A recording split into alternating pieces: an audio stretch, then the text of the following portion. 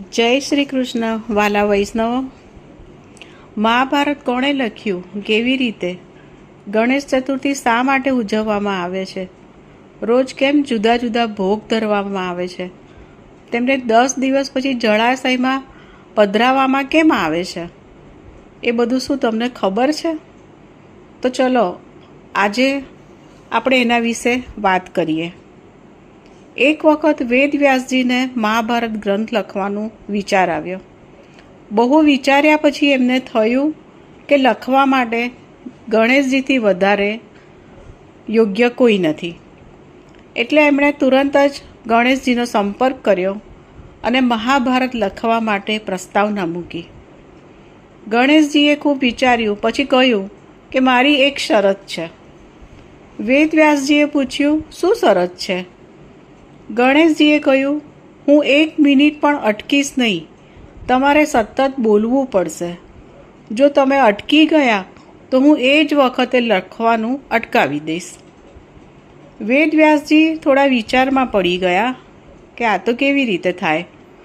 પછી એમણે વિચારીને કહ્યું, સારું ચલો, હું અટકીશ નહીં, અટકું તો લખવાનું બંધ કરી દેજો, પણ મારી પણ એક શરત છે। ગણપતિ બાપાએ કીધું, શું શરત છે? તો કે હું જે બોલું તે તમારે સમજી વિચારીને લખવાનું રહેશે, સમજ્યા વગર લખવું નહીં।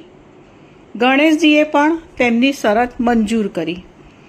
પછી ભાદરવા સુદ ચોથના દિવસે વેદવ્યાસજી અને ગણેશજીએ મહાભારતની રચના શરૂ કરી, લખવાનું ચાલુ કર્યું। વેદવ્યાસજી થોડા લાંબા અને અઘરા શ્લોક લખવા આપતા, ગણેશજી સમજીને લખવા જતા। એટલામાં વેદવ્યાસજી પોતાની દિનચર્યા પૂરી કરી લેતા। આમ ને આમ 10 દિવસ સુધી લખવાનું ચાલ્યું। 10મા દિવસે રચના પૂર્ણ થઈ। વેદવ્યાસજીએ જોયું તો ગણેશજીની આજુબાજુ એક રાફડો બની ગયો છે। ગણેશજીની આજુબાજુ ખૂબ ગરમી ઉત્પન્ન થઈ છે, એટલે એમણે ગણેશજીને ઉંચકીને નજીકના જળાશયમાં પધરાવી દીધા।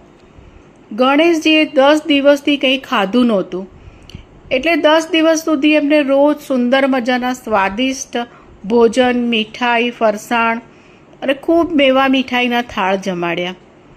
એટલે ભાદરવા સુદ ચોથથી ભાદરવા સુદ 14 સુધી ગણેશજીનું સ્થાપન કરવામાં આવે છે અને 10 દિવસ સુધી રોજ ખૂબ સરસ શણગાર કરવામાં આવે છે, નીત નવા ભોજન થાળ ધરવામાં આવે છે અને 10 દિવસ પછી એમને જળાશયમાં પધરાવવામાં આવે છે।